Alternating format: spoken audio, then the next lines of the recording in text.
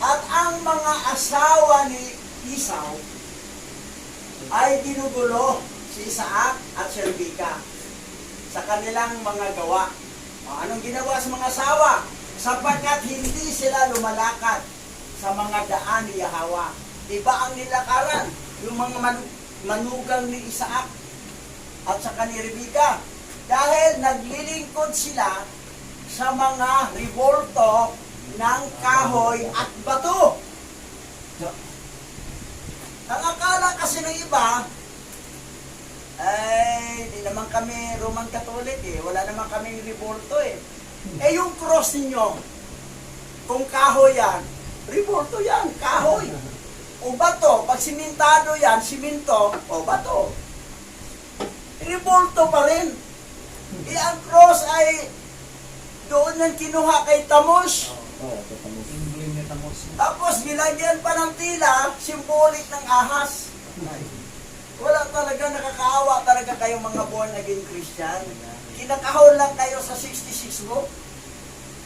Hindi nyo alam, takot kayo sa 666 na number, na 36, na ang tao, tayo bilang tao, na number 6 tayo, dahil ang ating unang ninuno na si Adan, nilikha sa pang-anim na araw, therefore, ang tao ay number 6, tapos magbasa ka sa aklat na 2 6, 66, plus ikaw 6, tatlong 6 na.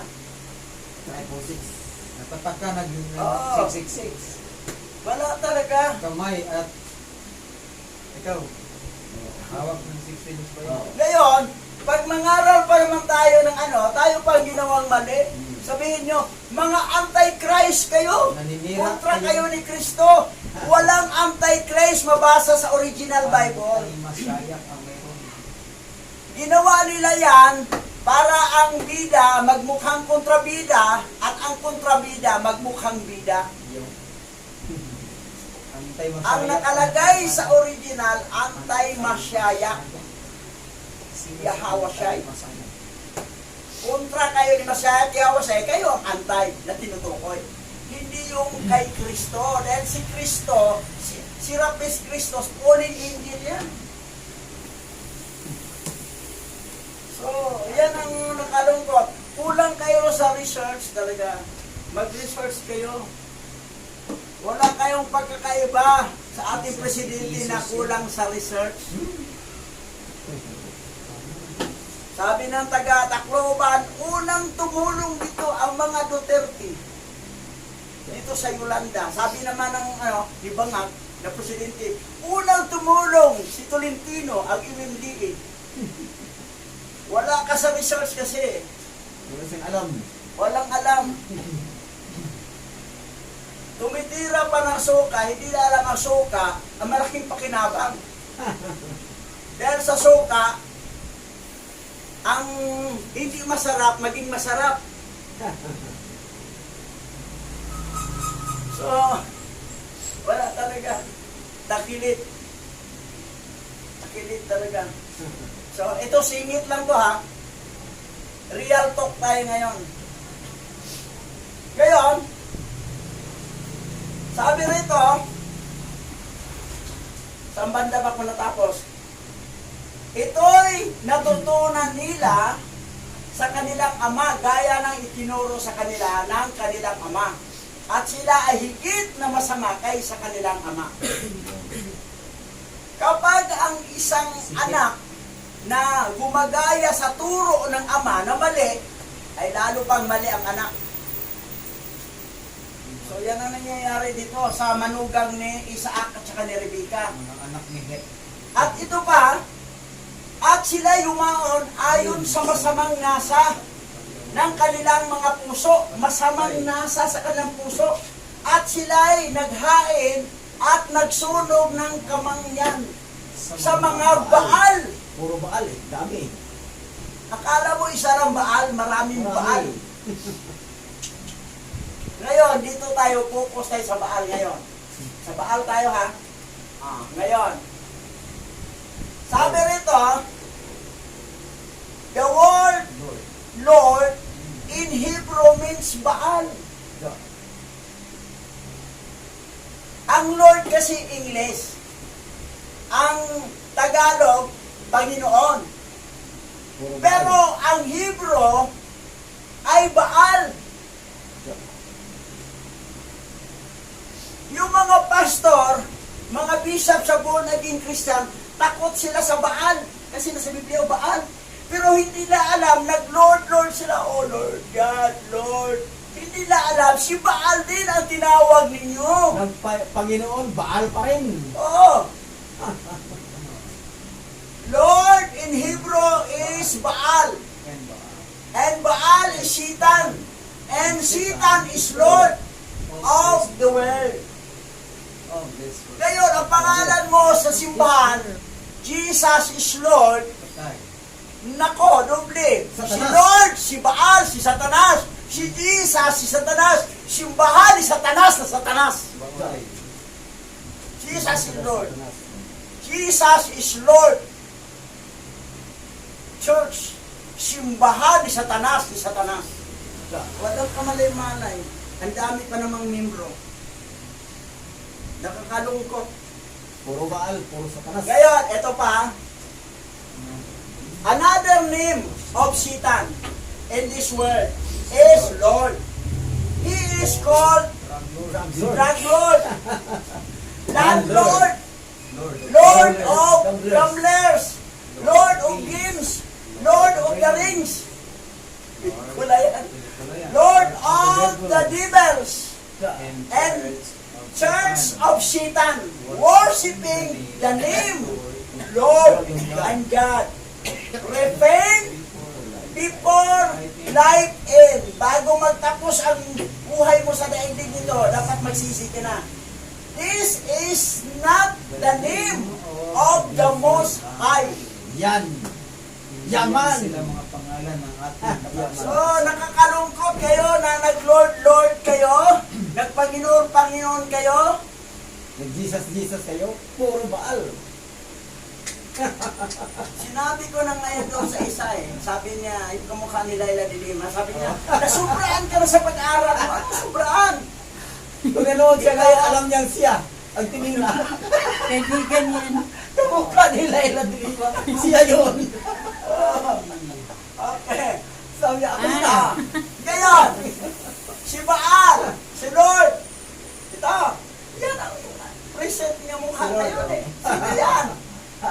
Si Jesus. Ayan. For Satan himself, transform himself. Yan.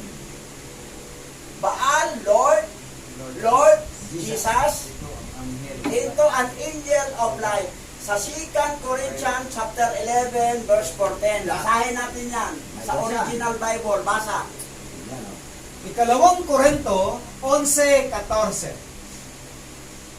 Hindi kataka-taka na kahit si Satanas ay maaaring magpanggap na isang anghel ng liwanag.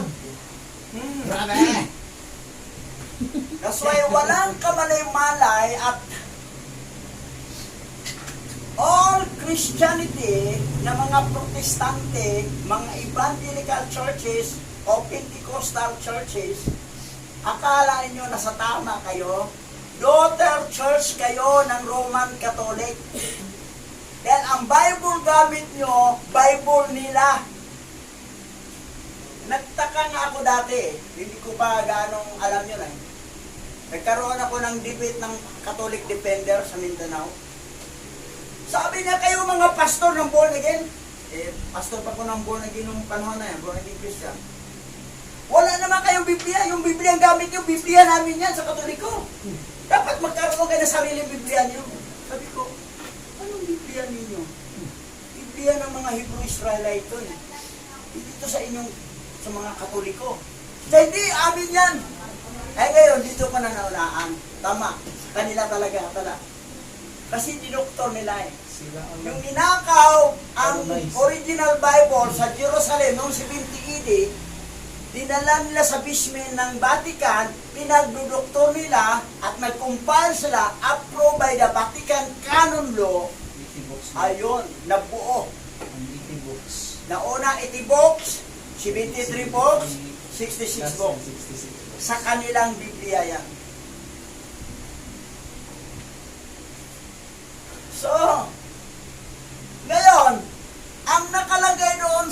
Paul, ang nangas daw. Naghimala naman yun eh. Naghimala kasi may power yan. Fallen angel yan eh. 10 pulin angel ba ka naman? Tuloy natin. O yan. Satan has many names. One of them is Jesus. Brother. Kita nyo, kayong nanood sa YouTube channel, yung Jesus ninyo, si Satanas po yan, isa sa mga Satanas, dahil maraming Satanas. Mag-research kayo, huwag ninyong walang bahala, kasi ang nakataya dito, kaluluwa po ninyo. Ang bagsak, dagat-dagatang apoy. Dagat-dagatang tubig nga, hindi natin kaya, mapapagod tayo sa kalalangoy. Dagat-dagatang apoy yan, forever and ever.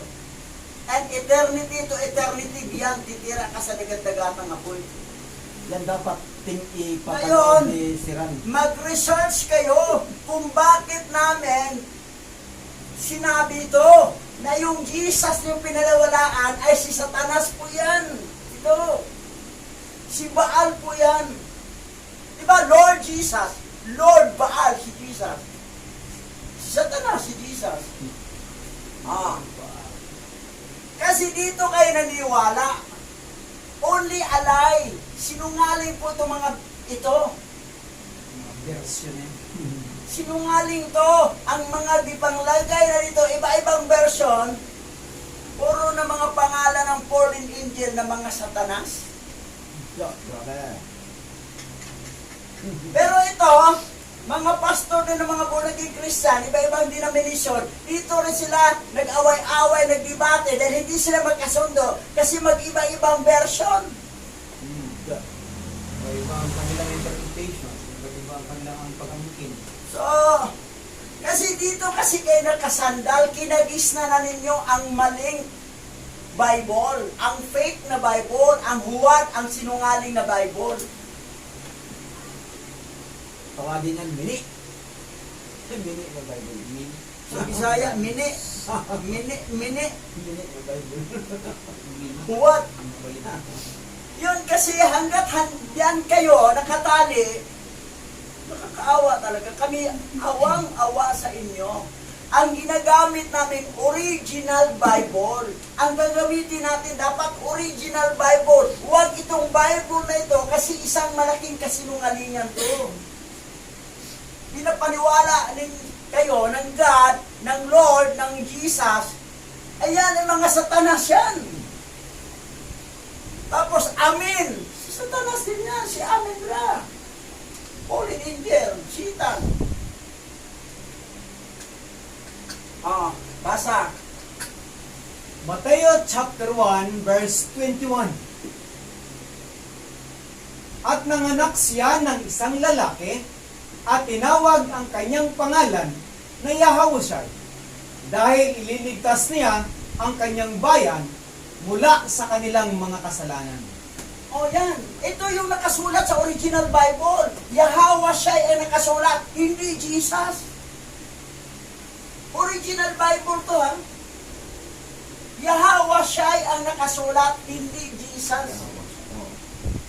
Sa Hebrew, Yahweh. Yahushua yun. Yahushua yun. Ngayon, ito pa, basa. Gawa 4:12.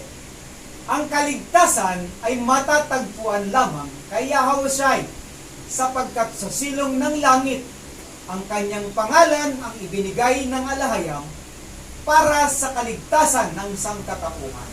O, anong pangalan sa tagapagligtas? Yahushua.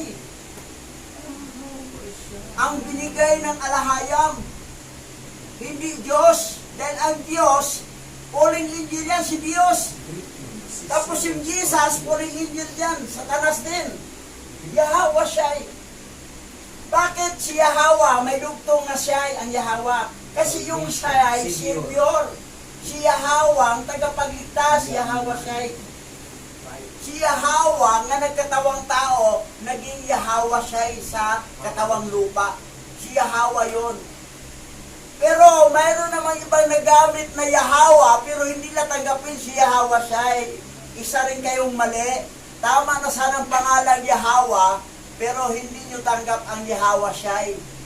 Siya po ang naghandog ng kanyang dugo para sa katubusan ng ating kasalanan. Pero ang problema, naghandog kayo. Malaking insulto po sa ginawa ni Yahweh ang nagkatawang tao. Naghandog ng dugo para sa katubusan. Paghandog pa rin kayo ng hayop, wala kayong pagkakaiba sa mga Christian. Kulto pa rin ang doktrina ninyo, paniwalaan. Tama ang pangalan, mali naman, wala kayong Savior. Pareho kayo sa mga piking Hebrew Israelite na nakatira sa Israel ngayon, mga what? Wala silang Savior, wala silang Misaya, mag-antay pa silang Misaya. Si Lucas Lomo. Darating. Dumating na pala si Lucas Lomo. Yan ang inahantay nila. Nakukupo. Ngayon, tuloy tayo. Yan. Yung Jesus, ang word Jesus, mabuo, 666. G. Tingnan natin, paano nangyari yan, ha? Anong number ba yan?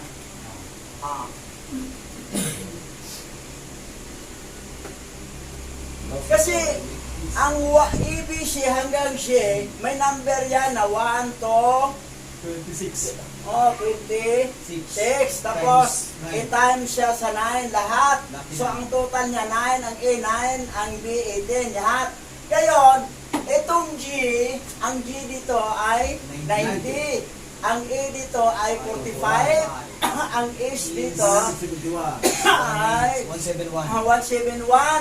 Ang Yo ay 189. Ang is ulit, yun ang 171. Total yan, 666 ang Jesus. Ganun din ang Lucifer, 666. Yun rin ang cross, 666. Jesus, cross, and Lucifer computed 666. Bakit cross? Hindi naman sa cross namatay si Yahweh siya eh. Binitin siya sa punong kahoy, hindi sa cross. Pero sadyang ginawa nila sa cross, kunwari, para lalabas pa rin ang 666. Ang cross, 666. Tapos, ang Jesus pa nila, 666. So, nakakalungkot. Yan ang nangyari. Na ito, pinaniwalaan ninyo, ay 666. Tapos, nagbasa pa kayo ng Bible na 66 mo, plus number 6 ka, 666 pa rin. 666. Tapos itong daliri pa niyang ganon, symbolic yan, 666 din yan. Ngayon, ito ang matindi. Sa Hebrew dictionary ang G kasi, yes yan siya. Sa Hebrew dictionary yan. Ang sos ay horse. So, ibig sabihin, yes, horse, o kabayo. Ang salitang Jesus, ang salitang Jesus, o kabayo. Ngayon sa Latin tayo. Sa Latin dictionary tayo. Ang Latin dictionary, ito English, ang G, yes pa rin. Ang sos, pig. Yes, pig. Oo, baboy. So, ibig sabihin yung Jesus, sa Hebrew, dictionary, ay ang Jesus ay yes, horse, oo, kabayo. Pagdating sa Latin, oo, baboy, yes, pig, hayop. Ngayon, dito naman sa National Geographic, sabi ng National Geographic, ang Jesus Christ ay lizard. Sa National Geographic. Ano yung lizard? Botiki? Hayop. Hayop. Sila nga nagsabi sa taga National Geographic, hayop ang Jesus Christ. Kasama na ang Christ. Ngayon, isda pa ang Jesus. Jesus fish, symbol. Sign of the fish. Isda. Ectus. Ngayon, ang tanong dito, ito sa Babylonian Bible to Basahin natin. Sige. Pahayag chapter 14, verse 9 and 12. At sinunod sa dalawa ang ikatlong anghel na sumisigaw ng malakas. Sino mang sumasamba sa hayop at sa larawan nito at nagpatatak sa kanyang noo o sa kamay ay pinainom ni Yahweh ng alak ng kanyang puot na walang halong ibunuhos sa kupa ng kanyang galit. Pahihirapan sila sa apoy at asupre sa harapan ng mga banal na anghel at ng kordero. Ang usok mula sa apoy na nagpapahirap sa kanila ay mag-aalab magpakailanman, araw at gabi. Ay maghihirap ng walang pahinga ang mga sumasamba sa hayop at sa kanyang larawan ay ang mga natatakan ng kanyang pangalan. Kailangang magpakatatag ang mga hinirang ni Yahweh, ang mga sumusunod sa utos at nananatili sa pananampalataya kay Yahweh Shai. Ngayon, saan mapunta ang mga sumamba sa hayop? Tapos, Sa apoy na naglagablag na asupri. Imperno po yan, dagat-dagatang apoy. Sino yung hayop na sinasamba? Yung Jesus Christ. Hayop po yun, baboy, butiki, isda, kabayo. So, lahat ng mga born again Christian, wala, akala nyo ang kulto dito, ang Roman Catholic lang, pati kayo kulto rin, as long as you are word Christian. Mas okay pa nga ang Islam hindi pa kulto ang Islam. Proud pa naman tayo dati, no?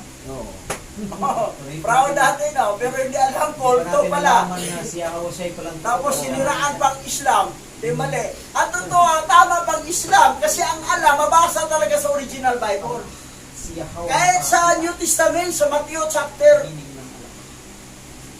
1 verse 23, yung Emmanuel na nakalagay, Ay, manawala. ay manaw Allah ang nakasulat. Hindi Emmanuel. Tapos sa Genesis 16, ay sabi ni Hagar, nakita ko si Hawa, tawagin ko siya si Alang nakakita. Oh. Si Yahweh, tatawagin niya Alang na nakakita. Ibig sabihin, yung ala at saka si Yahweh, parang synonym lang, ayon sa sinabi ni Hagar. Synonyms. Si Allah. Si Allah. Tapos dito naman sa ay manaw ala, ay kasama natin si Alahayam. Na kumbaga, ang ala, parang si Alahayam. So, itong mga sumasamba sa hayop, saan mapunta? O sumasamba kay Jesus Christ? Sa impyerno. Sabi pa man sila, mag-repent daw, tapos magbalik kay Jesus. Magbalik sa hayop po. Hindi na, uy. So, nakalulungkot niya. Ito pa, basa.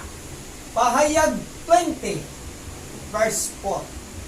At nakita ko ang mga luklukan, at may mga nagsisiluklok sa mga ito. Sila'y pinagkalooban ng paghatol, at nakita ko ang mga kaluluwa ng mga pinugutan ng ulo, dahil sa patotoo ni Yahweh Shai, at dahil sa salita ni Yahweh, at ang hindi sumamba sa hayop o sa kanyang larawan man, at hindi tumanggap ng tanda sa kanilang noo at sa kanilang kamay, at sila'y nangabuhay at nagsipagharing kasama ni Mashiach sa loob ng 1,000 taon. Yaman. Reign with Mashiach Yahushai in the millennium. Yung hindi sumamba sa hayop o hindi sumamba kay Jesus Christ. Ang sumamba kay Jesus Christ, sa apoy ang bagsak. Hindi sa kangkungan, hindi sa kumunoy, kundi sa dagat-dagatang apoy. Pero ang hindi sumamba sa hayop, saan nilagay? Buhayin magmuli, magharing kasama, masyayawasay sa milenyo. 1,000 taon. 1,000 years. Everlasting. Ngayon,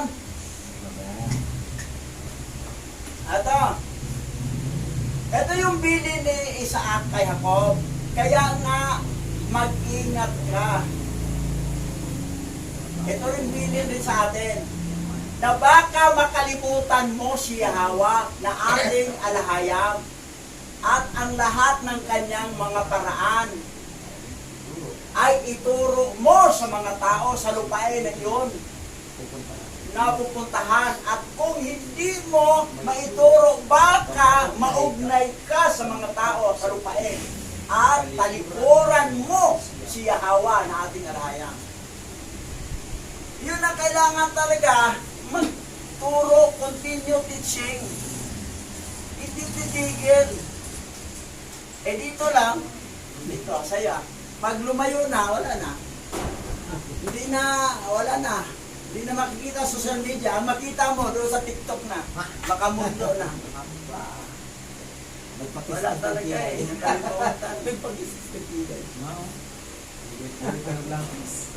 Hindi talaga nakaugat ang paniniwala.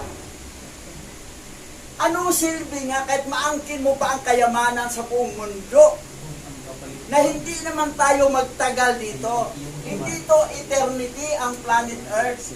Magugunaw to ang eternity na sa langit, sa New Heaven, New Earth, and New Jerusalem, sa mga remnant Hebrew Israelite. Ngayon, may nag-comment sa pangangaral ko. Mga remnant Hebrew Israelite sa ibang bansa yun eh. English. Sinagot ko rin English. Sabi niya, ang lahat ng anak daw ni Abraham, Hebrew. Hebrew ang lahi ni Ismael, Hebrew din ang lahi ng anak nila ni Keturah. Hebrew, kasi Hebrew ang tatay eh. Sabi ko, ganito na. Ang lahi ni Abraham kay Hagar at kay Keturah, Hebrew Hintil. Ang lahi ni Jacob, sila lang ang Hebrew Israelite. Yung Israelite, Israel. Jacob ang pangalang original niya, pinalitag Israel ni Oriel. Dahil hindi siya makagalaw eh. Nakasuot si Jacob ng gamit ni Adam ni Eva nga bininta ni Esau sa kanya, nakuha niya kay Nimrod. Sabi ni Oriel, ni Archangel Oriel, bitawan mo ako, magbukang liwayway na. Sabi ni Jacob, hindi kita bitawan hanggat hindi mo ako basbasan. Anong pangalan mo? Jacob. Ay, hindi na Jacob pangalan mo, Israel. Yasharala. Yasharala. Dahil nagtagumpay ka sa labanan. Israel. Hebrew, kasi mula kay Heber, Abraham, kahit naman doon, nakausap na si Heber, nila ni Isaac, napunto siya, tumakas na eh. Anak ni Heber, direkta sa kanya, Esau, Pilig, at saka Joktan. Pero actually, ang nanatili ng Hebrew, ang language na nanatili, Heber lang. Pero kung tingnan mo sila, mga Aramean sila eh. Aramic, mga Aramean. O Aramaic. Ang Aramaic at saka Hebrew, halos kahawig din, pati alphabet. So ang lalabas pala, yung lahi pala ni Oper, ni Joktan, Hebrew Hintil. Hebrew Hintil. Mga Hebrew sila na Hintil. Pero ang pure Hintil na hindi Hebrew, yung lahi ni Japhet. At saka ni Ham. Yan ang pure na Hintil. Pero ang lahi mula kay Heber, Pilig at saka ni Joktan, Hebrew, Hintil. Pero, pagdating doon kay Jacob, Israel, yun ang Hebrew Israelite. Ngayon, kung may dugo ka, remnant Hebrew Israelite ka, Hebrew Israelite ka. Pero, hindi ko kabilang sa 12 lipid Israel. Hebrew Hintil ka. Walang tuloy. Hebrew Hintil. Walang tuloy. Pero kay Abraham yung tuli pa rin. Katuloy pa rin. Hindi, Abraham. Ang walang tuli, yung pure Hintil. Ayun. Pero ang Hebrew Hintil, tuli yun. Kasi si Ismail. Dahil kay Ismail. kay Abraham. Nababalita kasi yun eh. Yung pinagmalaki ni Ismail kay ano. Kay Isaac. Natuloy siya. ulit siya. So yan ang nangyari. Kaya sila na naiiwa sa pinagmamalaki. Ang costume ng mga Hebrew Hintil ay maglagay ng ano dito sa liig. Yung balabal. Balabal. Yan ay Hebrew Hintil. Pero ang Hebrew Israel may ganito. Kerintas sa Kerintas. Hindi maglagay ng balabal sa liig kasi kung wari ka, kano yun, kumukha yan ng ahas na pulupot mo sa liig mo. Balat ni Suwa, ano. Ito ang alam palatandaan na Hebrew Israelite. Pero kung wala kang ganito, Hebrew ka na Hintil. Operian Hebrew Hintil. Yan ang Delikado para magpulupot ka sa liig. Pagkamangalan ka walang Ang tuloy. kay Ham talaga, pure Hintil. Walang tuloy. Ang kay Japet, pure Hintil. Pagkamangalan ka walang tuloy. Ngayon, anong sabi rito? Ngunit pagdating mo sa lupain, maglingkod ka doon sa Yahawa. Huwag kang lumiko sa kanan o sa kaliwa. Doon ka sa daan na aking inuutos sa iyo at iyong natutunan. Yung natutunan talaga, continue ituturo. Ngayon, ang problema, diliko mo na tayo sa kaliwa kasi may pera dito, namibigay yung mga politician eh. Diliko tayo sa kanan naman, may dito, may mga ayuda, mga akap.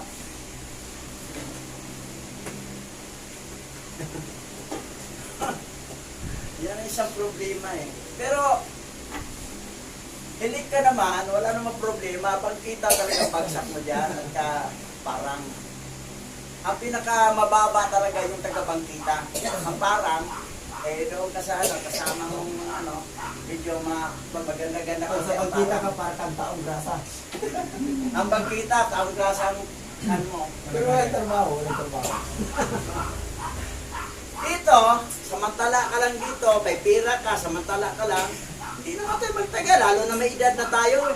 Anong silbi ng kayamanang mayroon ka? Bilyon-bilyon pira mayroon ka. Hindi ka naman tagal, abot lang siguro ng malayo na 5 taon.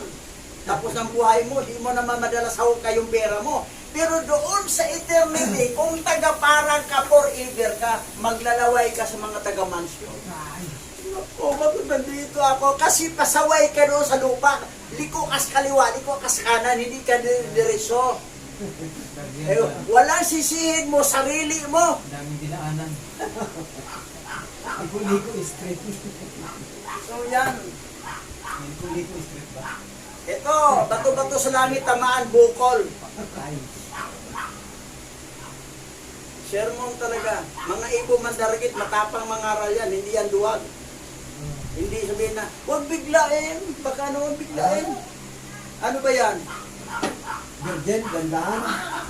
Mangangaral yan, hindi sabihin mo ang katotohanan, huwag mong ilihis-lihis.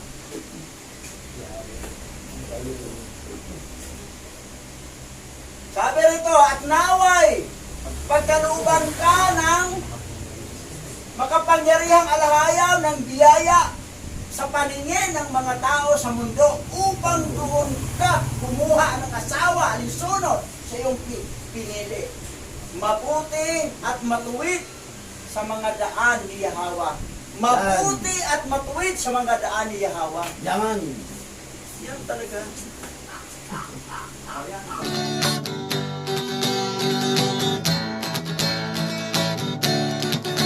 Abaya Hawa, Ishaya Awasay, ang may likha ng ating buhay. Abaya Hawa,